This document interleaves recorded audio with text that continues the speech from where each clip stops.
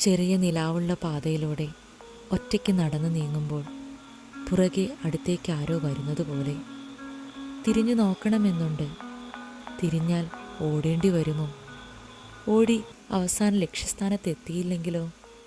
തിരിയാതെ സ്വയം ധൈര്യം സംഗ്രഹിച്ച് നടക്കാം. എന്നാൽ പുറകിൽ നിന്ന് ആക്രമിച്ചാലോ?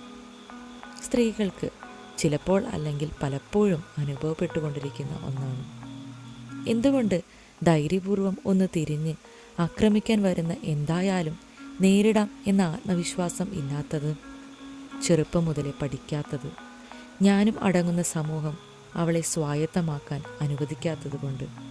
ധൈര്യം, എന്തിനേയും ധൈര്യത്തോടെ സംസാരിക്കാനും നേരിടാനും.